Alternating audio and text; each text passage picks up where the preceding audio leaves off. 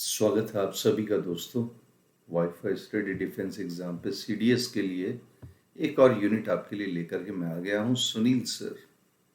उम्मीद करता हूं कमेंट में आप लिखोगे सेशन कैसा चल रहा है, कोई दिक्कत, कोई फरमाइश, उसका जरा प्लीज रिवर्ट करोगे आप उसको, ठीक है ना। सीडीएस के हम आज एक बार फाइनल राउंड की ओर चल रहे हैं। 3 दिन से लगातार प्रैक्टिस कर रहे हैं हम क्वेश्चन का नाम है, हमारे सीरीज का नाम है PQRS, जिसे दूसरी भाषा में हम, है ना, पैरा जम्बल्ड पैराग्राफ रीअरेंजमेंट कहते हैं, जिसे दूसरी भाषा में पैराग्राफ का रीअरेंजमेंट कहते हैं कि कैसे दोबारा से उसको री अरेंज किया जाता है। एम आई राइट फ्रेंड्स? तो आप थोड़ा सा इस पर ध्यान देंगे। पैराग्राफ रीअरेंजमेंट का ये हमारे कोर्सेज है जो आपको बता रखे हैं। इसके अलावा कंप्लीट एनडीए का बैच 4 मई से स्टार्ट होगा। वाईफाई डिफेंस कोड आपको यूज करना है। मैं अनअकैडमी में भी हूँ, प्लीज फॉलो करें, जिंदगी बना दूंगा, मेरा आपसे वादा है। आपके यार दोस्त भाई बहन मित्र रिश्तेदार जो भी आपके हैं जिनको इंग्लिश परेशान करती है, उनको सिर्फ एक ही चीज कहिए। सिर्फ एक बंदा है जो आपकी तमाम तकलीफों को, तमाम परेशानियों को दूर कर सकता है, और वो है सुनील रुलानिया। RULANIYA सर्च कीजिए मुझे अनअकैडमी पे, मैं मिलूंगा, आपकी मेरी मुलाकात होगी। इंग्लिश स्पेशल एक बैच बताया आपको, 72 रूल्स में कंप्लीट स्पेशल लेके आऊंगा मैं। आधी से ज़्यादा ग्रामर आपको जो है टेक्निकली उसमें स्मार्ट बना दूंगा। चलिए, नील10 मेरा कोड है, इसको आप अप्लाई कर दीजिएगा। हम आगे चलते हैं। सेंटेंस रीअरेंजमेंट PQRS का आज एक बार हम फाइनल सेगमेंट लेकर के आ रहे हैं। फाइनल सेगमेंट फिर से आपको क्वेश्चन की प्रैक्टिस कराऊंगा। आपके एग्जाम से पहले मैं आपको 1000 क्वेश्चन करवा के भेज दूंगा। फाइनल सेगमेंट में आते हैं। PQRS कौन से आपको कैसे अरेंज करना है, ठीक है दोस्तों। यहाँ एक बात मैं आपसे करना चाहूंगा जो कि बहुत बहुत जरूरी है दोस्तों। लाइफ में अगर कुछ बनना है तो 11 AM की क्लास, 4 PM की क्लास, 5:30 की जो लाइव टेस्ट वाली क्लास है 5:30 PM की, वो क्लास आपको देखनी पड़ेगी। आप यकीन मानिए चाहे मत मानिए, वो आपकी मर्जी है। और 9:30 PM पे तो आप अभी इस वक्त मेरे साथ हो ही लाइव। इन क्लासेस में क्या चल रहा है आप देखिए। मैं एक छोटा सा एग्जांपल दूंगा जिनको सीडीएस क्लियर करना है। अगर कमीशन ऑफिसर बनना है और आपको कंधे पे सितारे सजाने, तो आपको सिर्फ एक चीज का ध्यान रखना होगा, वो ये है कि मैं डेली अगर इन चारों यूनिट्स में मिलाकर के डेली के अगर मुझे 100 क्वेश्चंस भी अगर मिल जाते हैं, और इनमें से अगर ऑन एन एवरेज मैं आपको बता रहा हूं कितने 55 क्वेश्चंस भी मेरे अगर राइट हो जाते हैं, तो याद रखना एनडीए की फर्स्ट कट ऑफ जो है वो 19-20% की होती है ना। उसके बाद में एग्रीगेट कट ऑफ और उसके बाद में मेरिट कट ऑफ जो कि 45 से 50% की रेंज में खत्म हो जाती है। ऐसे में ऑन एन एवरेज हम समझेंगे कि आपके 55 क्वेश्चन जो आपको कामयाबी की बराबर ले जा सकते हैं। आइए पैटर्न चलते हैं क्वेश्चन को डिस्कस करने के लिए। आप पढ़िए देखें। Man shares with birds and animals one particular instinct, the instinct to build a house to live in. परिंदों के साथ साथ, पशुओं के साथ साथ इंसान का भी एक पर्टिकुलर इंस्टिंक्ट, एक सहज वृत्ति उससे, या उसकी सहज वृत्ति, और वह सहज वृत्ति उसे ये सिखाती है कि किस प्रकार से वो अपने लिए रहने का स्थान बना सकता है। बताइए इसका क्या होगा।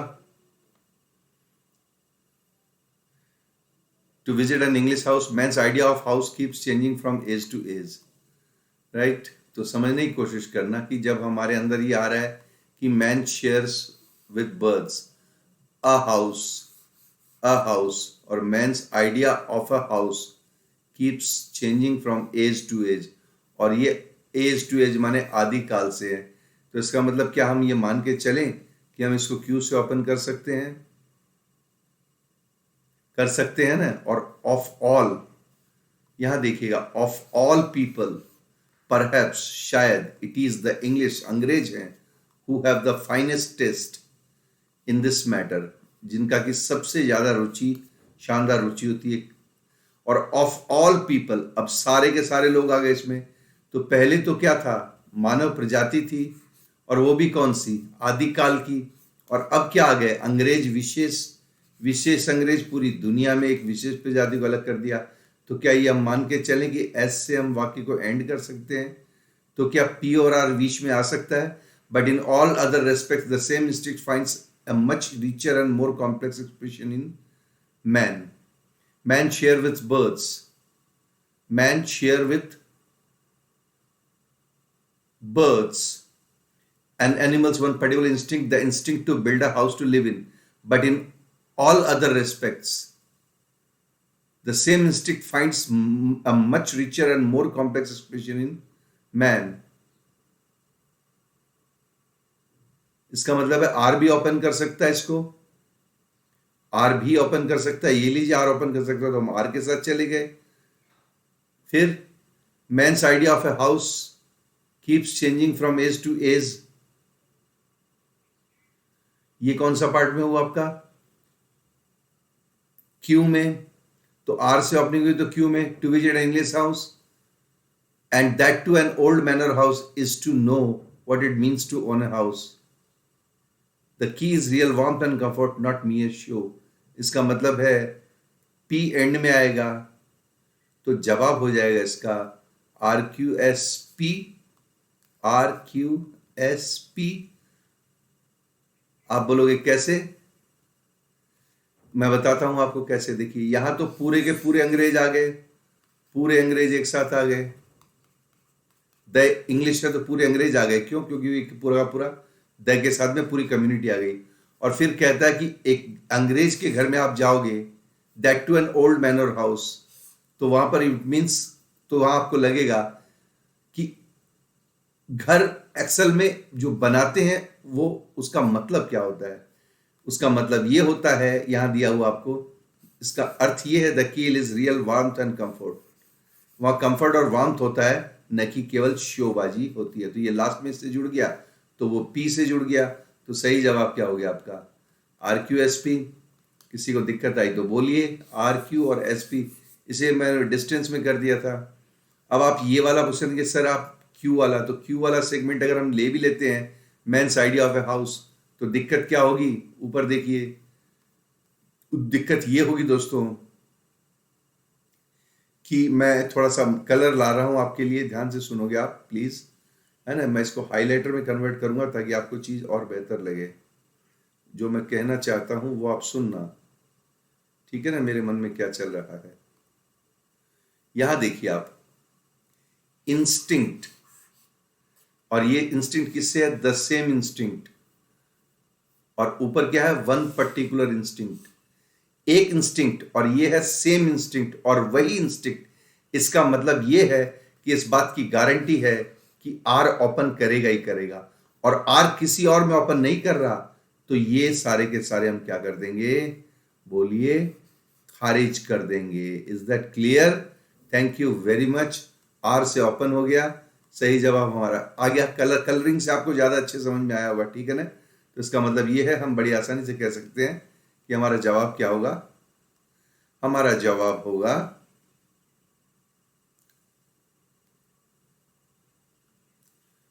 सी, चेन्नई।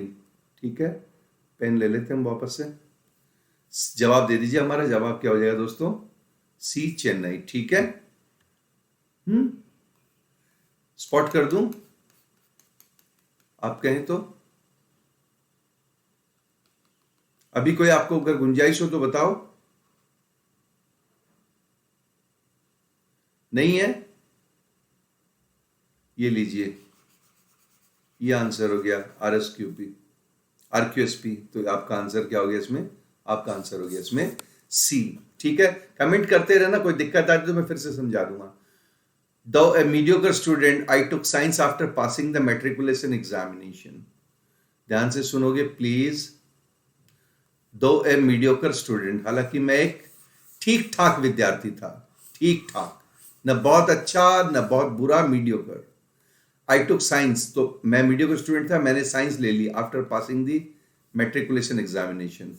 दोस्तों जरा ध्यान से सुनोगे, अगर नहीं सुनोगे 5 साल बाद भी आपको बताऊं यूं ही भटकते रहोगे, क्योंकि इंग्लिश ने जितने सपने तोड़े हैं, इंग्लिश ने जितना सड़क पर लाकर खड़ा किया है, इंग्लिश ने जितने बेरोजगार पैदा किए इस मुल्क में, शायद किसी सब्जेक्ट ने नहीं किए। प्लीज ध्यान से सुनोगे, इसीलिए मैं सेशन छोटा रखता हूं लेकिन बहुत समझाता हूं। यह वाक्य किससे खुला है दोस्तों, बताओ आप मुझे। यह वाक्य खुला है दव से। किससे खुला? दव से। दव क्यों खुला? क्योंकि एक मध्यम दर्जे का स्टूडेंट अगर साइंस लेगा तो वाक्य दव से ही खुलेगा, क्योंकि साइंस लेना और मीडियोकर होना एक दूसरे के क्या है? बोलिए, विरोध में है। और विरोधाभास जब होता है प्रथम और द्वितीय पंक्ति का आपस में, तो फिर कौन सा कंजंक्शन आता है? दो का। ठीक है, दो ऑल्दो ये आते हैं इस तरह से। तो मैंने ले लिया। अब आगे क्या हो रहा है दोस्तों, यहां देखना पी में। अब मैं इसको ऐसे कर रहा हूं, one of my friends also advise me to honour the wish of my father. मेरे एक दोस्त में से एक ने मुझे कहा कि तू अपने पापा की इच्छा को पूरा कर, ये कह रहा है। ठीक है, ठीक है ना? तो though a mediocre student, I took science after passing the matriculation examination.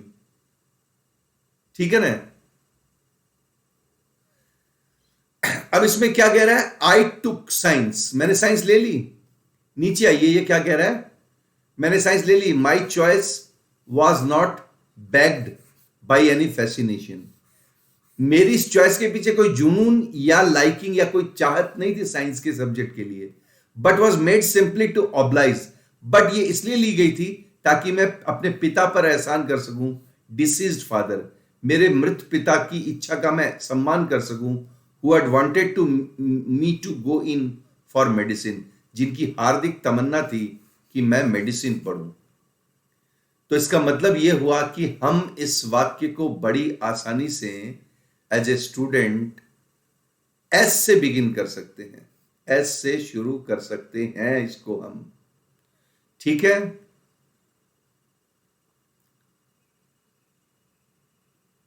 और one of my friend also advise me to honour the wish of my father.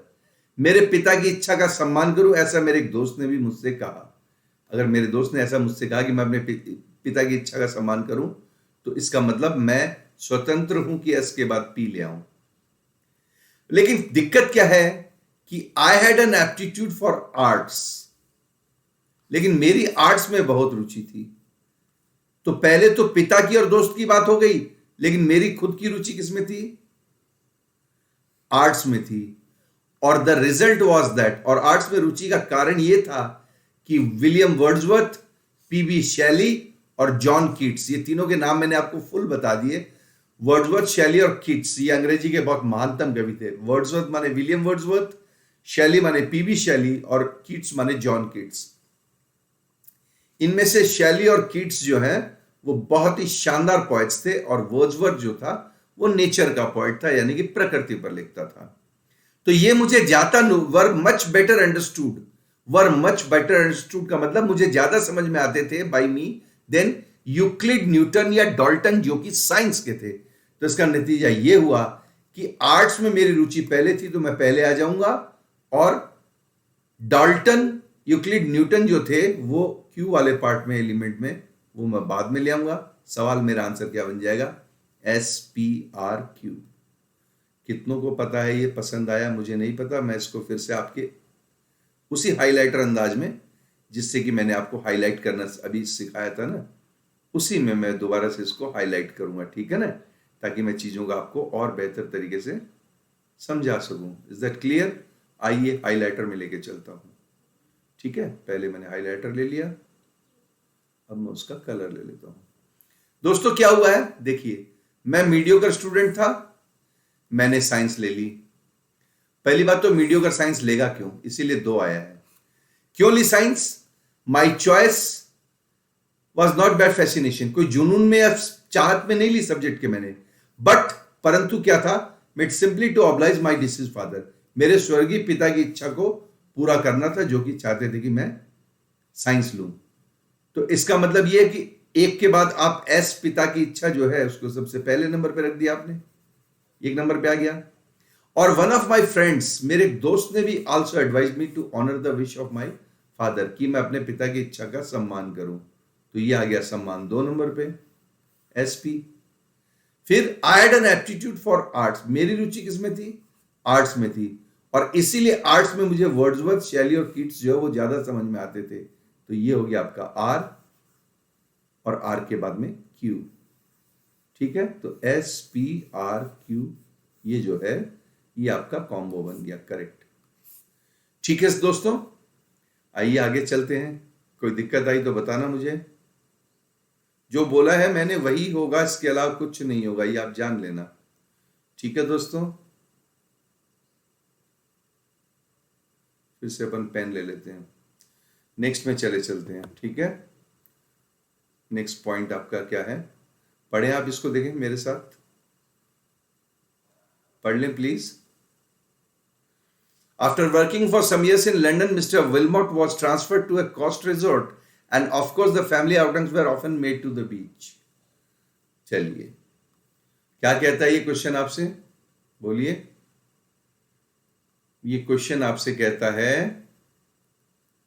Mister Wilmot जो है वो कुछ दिनों तक या कई दिनों तक, कई सालों तक, सॉरी नॉट दिनों तक, मिस्टर विलमोट कई सालों तक कहाँ थे, लंदन में थे। फिर ट्रांसफर हो गया उनका, किनका, मिस्टर विलमोट का, कहाँ पर, कोस्ट एरिया में, और इसीलिए family outings were often made on the beach, और इसीलिए फैमिली बाहर घूमने के लिए बीच पर जाया करती थी। अब देखिए क्या हुआ दोस्तों, पी में आपसे क्या कह रहा है, ध्यान से सुनना। अतः मिस्टर विलमोट ने क्या किया, विलमोट ने एक बोट हायर कर ली। भाई क्यों हायर कर ली, पी तो पहला नंबर पे हो ही नहीं सकता, इसका मतलब ये है कि पी पहला नहीं हो सकता, क्योंकि पी में तो सीधी बोट ले ली। और क्यू में क्या है दोस्तों, क्यू में है एक दिन उनके बच्चे विनती करने लगे, pleaded to be taken out into the bay in a boat, कि हमें नाव में ले जाओ, खाड़ी में, नदी में, सॉरी समंदर में। Of course they were tempted to go farther than they had intended. और आर में क्या दे रहा है, देखो ध्यान से सुनना, एक यहां तो एक दिन बच्चों ने जिद पकड़ ली, और यहां अतः विलमोट ने नाव ले ली। तो एक दिन बच्चों ने जिद पकड़ी है, तब नाव बाद में लेंगे। और आर में क्या हो रहा है, they tempted to go farther, कि पापा और आगे चलो, और आगे चलो, pass the protecting cliffs and out to the open sea तक चलो, पापा और अंदर चलो, और आगे चलो। इसका मतलब यहां पर वो ऑलरेडी क्या है, यहां पर वो ऑलरेडी नाव में है, क्योंकि और आगे जाना चाहते थे। इसका मतलब जानते हो दोस्तों, इसका मतलब यह है कि आर जब भी आएगा, आर के पीछे एक एलिमेंट और दो एलिमेंट, कम से कम एक दो एलिमेंट जा चुके होंगे। इसका मतलब आर अगर ओपन कर रहा है तो यह सेंटेंस गलत है, तो यह भी कैंसिल हो गया। अब इसमें देखो दोस्तों, आर लास्ट में है और इसमें आर तीसरे में, इसका मतलब 100% या तो जवाब ये होगा और या जवाब ये होगा। आ रहा है समझ में शायद। अब सवाल ये हम फंस गए कि क्या होगा, वेरी सिंपल। क्यों फंसेंगे हम, एक दिन बच्चों ने जिद की तो हम ऐसा करेंगे, फिर एक दिन बच्चे जिद कर रहे हैं तो हम क्या करेंगे, बच्चों को जिद के हिसाब से हम क्यू में ले आएंगे। एक दिन बच्चों ने जिद की, ले आया अपन ने बच्चों को, जिद की, और मिस्टर विलमोट ने नाव ले ली। चलो पी में मिस्टर विलमोट ने नाव ले ली। तो ऐसे ही तो नाव नहीं लेते, पहले ये भी तो देखना पड़ेगा। The sun was shining brightly, सूरज तेजी से चमक रहा था, हवा कम थी और समंदर क्या था, शांत था। तो पहले मौसम देखेंगे तो ऐसा आ गया, मौसम ठीक था, विलमोट ने नाव ले ली, पी में नाव ले ली, और आर में बच्चों ने कहा पापा और आगे चलो, पापा और गहरे चलो, पापा और गहरे चलो। तो सही जवाब क्या हो गया, QSPR। अगर सुनील सर के नजरिए से सीखना चाहते हैं, आंख मीच के भर देंगे, ए फॉर अहमदाबाद। इसको भी मैं फिर से मल्टी कलर में समझाने की कोशिश करूंगा, सबका लेवल शायद एक ना हो, तो मैं इसमें पहले तो क्या लूंगा, हाइलाइटर लूंगा, फिर मैं इसका कलर चूज करूंगा। ठीक है ना, कलर क्या लूं इस बार, थोड़ा सा अलग लेता हूं, है ना, ये वाला लेता हूं। आइए, मिस्टर विलमोट ने क्या किया, नाव ले ली, और यहां पर सूरज चमक रहा है, और यहां पर एक दिन बच्चों ने फरमाइश की। ठीक है, तो नतीजा ये हुआ कि पहले तो फरमाइश, तो ये तो एक नंबर पे, फिर सूरज चमकदार था, है ना, और हवा कम थी, तो ये 2 नंबर पे, और फिर विलमोट ने नाव ले ली 3 नंबर पे और चले गए। ये देखिए, रोड का मतलब पानी में उतर गए, और अब और आगे चलो पापा, ओपन सी में चलो पापा, ये लास्ट में, तो आर आपका लास्ट में, तो ये रहा आर आपका लास्ट में, क्यू में ओपन एस और क्यू एस के बाद में पी आर। सही जवाब क्या हो गया दोस्तों आपका, A for Ahmedabad. I think आपको समझ में आ गया होगा, बोलिए हाँ। अगर समझ में आ गया तो हम फिर से अपने टीचिंग पॉइंट में चलेंगे, जो कि हम आपको ऑलरेडी करवा रहे थे। कितनों को दिक्कत आई बताइए जरा, लिख के बताना कितनों को दिक्कत आई। Any idea? कमेंट नहीं कर रहे आप लोग। कोई सवाल हो तो पूछो बेटा। चलो तब तक मैं आपको नेक्स्ट क्वेश्चन में ले चलता हूं, आप इसको देखो, देखें फटाफट। इसको आप करोगे, आपके आपके हिसाब से आपके करने की कोशिश है, ये करो। क्या करोगे?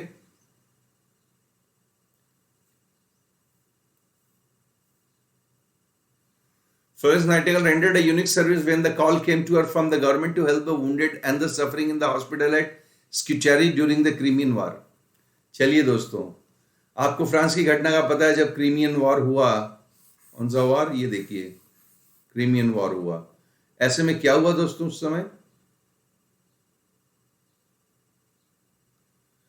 ऐसे में उस वॉर के दरमियान हुआ क्या कि द हॉस्पिटल बिकेम, अस्पताल बन गया, an ideal place, and the wounded soldiers worshipped her, उसकी पूजा करते थे। हर हर कौन है ये? आपको पता ही है, ये हर कौन है? फ्लोरेंस नाइटिंगेल है। लेकिन अचानक से पूजा कैसे होने लगी?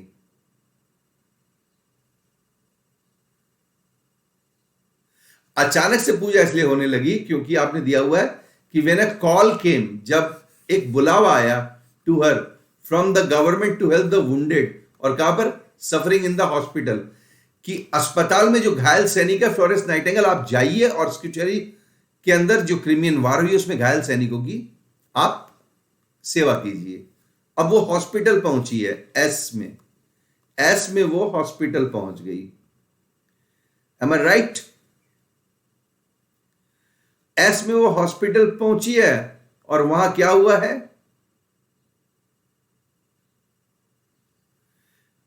There was dust, indifference and inefficiency. चारों तरफ गंदगी, अव्यवस्था का माहौल था। तो गंदगी अव्यवस्था का माहौल तब बोलेंगे जब फ्लोरेंस पहुंच करके देखेगी। तो यहां फ्लोरेंस ने देखा, ठीक है ना? The hospital became an ideal place and wounded worshipped her like an angel. और उसने जी भर के काम किया और उसने सेवा की, व्यवस्था को सुधारा। तो पी में वो व्यवस्था को सुधारेगी और सुधारने के बाद में उसे उपाधि मिलेगी किसकी? The lady with the lamp की, as the soldiers lovingly called her. Her कौन है ये? फ्लोरेंस नाइटिंगेल, ठीक है? तो ये बन गया उसका अंतिम संस्करण, यानी कि आर, यानी कि SQPR। कितने लोगों को इसमें एक्सप्लेनेशन चाहिए फर्दर? अगर चाहिए तो फिर से आप बताइए, मैं आपको इसमें पूरा दोबारा से हेल्प करने को तैयार हूं, वापस उसी मेथड से जिस मेथड को हम कहते हैं हाइलाइटर मेथड। आइए लेके चलते हैं, एक हल्का फुल्का आपके सामने प्रयास करने की कोशिश करते हैं कि भाई इसको अपन कैसे सॉल्व करेंगे। जरा देखिए, अस्पताल बन गया, धूल मिट्टी थी, अव्यवस्था थी, the conditions in the hospital were horrible condition थी। यहां है हॉरिबल कंडीशन, अव्यवस्था, अव्यवस्था, एम आई राइट? और ऊपर यहां बन गया आदर्श स्थान। हॉस्पिटल क्या बन गया? बोलिए, आदर्श स्थान। तो इसका मतलब यह है कि आदर्श स्थान बनने के लिए पहले एस आएगा कहीं ना कहीं और फिर पी आएगा जब अच्छा बन जाएगा गंदगी से। तो जहां एस बाद में है वो कैंसिल, ये कैंसिल, एस बाद में है ये भी कैंसिल, इसमें भी एस बाद में है, देखो ये भी कैंसिल, इसमें एस पहले है। इसका मतलब ये आपका ऑप्शन हो सकता है, ये ऑप्शन का मतलब ये आपका ऑप्शन हो गया, ठीक है? एस और पी के कॉम्बो अगर सीख लिया तो एस पहले हो गया, तो SQPR आपका करेक्ट ऑप्शन हो गया। Thank you. आइए आगे चलें। Before Helen Keller was 2 years old, she lost her site. Lost her site माने आंख चली गई, और हियरिंग का मतलब कान, और लॉस्ट हर साइट का मतलब क्या चली गई दोस्तों? आंख चली गई। किसकी? हेलन केलर जब 2 साल की थी, 2 साल की बच्ची थी तब। But eventually Mrs Sullivan efforts were rewarded. ये गलत है, नहीं आएगा पहले।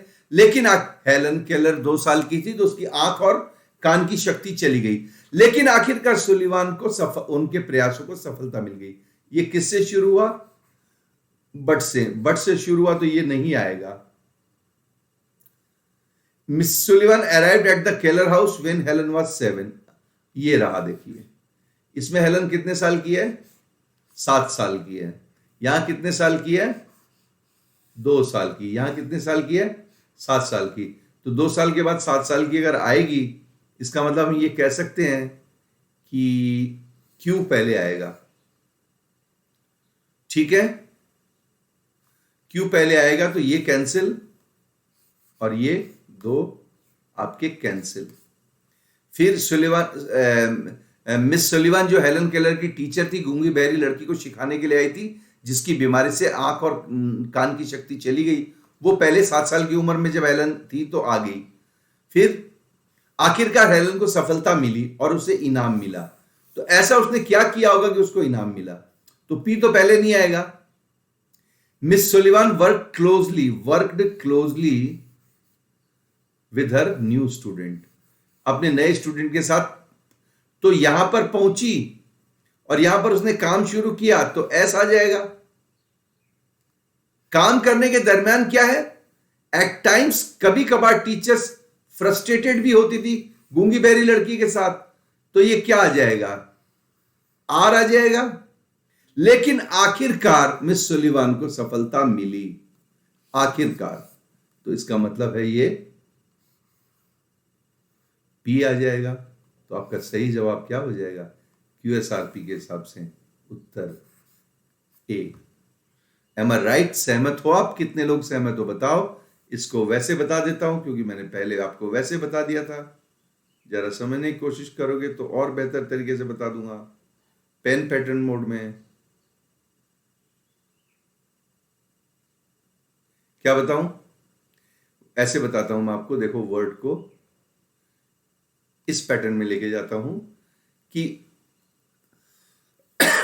2 साल की बच्ची, आंख कान चले गए।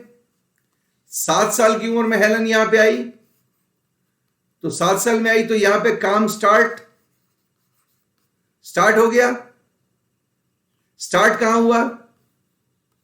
यहां पे ये काम स्टार्ट होकर के यहां पे आ गया, तो ये सेकंड आ गया, तो इसका मतलब क्यू आ गया। एस में वो काम स्टार्ट हो गया। फिर काम करते करते उसको फ्रस्ट्रेटेड भी होती थी बीच में, और फ्रस्ट्रेटेड के बाद में आखिरकार उसको रिवार्डेड हो गई। तो फ्रस्ट्रेट पहले होगी और रिवार्ड बाद में होगी, तो इसका मतलब आर पहले आ गया फ्रस्ट्रेशन में और पी बाद में आ गया आपका ज्वाइनिंग में। सही जवाब हो गया आपका ए। एम आई राइट? उम्मीद करता हूं आपको समझ में आया होगा। सेशन कैसा रहा वो आप बताना, आपके और कोई दिक्कत हो तो वो आपको बताना। अब हम दूसरी सीरीज में चलेंगे, आपके लिए एक और सीरीज लाऊंगा सेंटेंस इंप्रूवमेंट की, जो कि आपको बहुत जरूरी है। लाइव टेस्ट पे आइए 5:30 बजे, वरना चॉइस आपके पास चॉइस नहीं है, सिलेक्शन नहीं होगा, लिख के दे रहा हूं। बुरा माने कमेंट में मुझे गालियां लिख दें आप चाहें तो, क्या फर्क पड़ता है दोस्तों। महात्मा गांधी को भी तो गोली मार दी इस देश में, सुकरात को जहर दे दिया, गौतम बुद्ध पर पत्थर फेंके, गुरु नानक के बच्चों को मारा पीटा गया, गुरु तेग बहादुर के, गुरु गोविंद सिंह के बच्चों को जिंदा चुनवा दिया गया दीवारों में, है कि नहीं दोस्तों। तो सत्य की कीमत अगर चुका करके अगर आपका मैं उपकार कर पाता हूं, भला कर पाता हूं, तो मैं ऐसी आलोचनाओं से बिल्कुल नहीं घबराऊंगा। Thank you. डिफेंस एग्जाम पे आप और प्लस अनअकैडमी का जो CBSE का है अपना पैटर्न, उस पैटर्न को आप नजरअंदाज न करें और CBSE की क्लासेस के साथ जुड़े रहें। 9th to 12th की जो हमारी ये चलती है, इसमें बहुत शानदार टीचिंग हो रही है, इसको ध्यान में रखें। और जिंदगी कुछ बनना है तो ये तो आपको करना ही पड़ेगा जो मैं बता रहा हूँ। सुनील सर के साथ अनअकैडमी पे जुड़िए, 72 रूल्स के अंदर कंप्लीट इंग्लिश सीखिए। और NDA का जो बैच है हमारा, ये 4 मई को लॉन्च होगा। 4 मई, जहां मेरी क्लास 6 तारीख से शायद शुरू होगी। ये शानदार सेशन आपके लिए है, वाईफाई डिफेंस कोड को आप अप्लाई कीजिएगा, कोड को अप्लाई करते ही आपको तुरंत डिस्काउंट मिलेगी और आपको जबरदस्त सिलेक्शन का आपका जो है वो हमारा वादा रहेगा, गारंटी रहेगी। Thank you very much.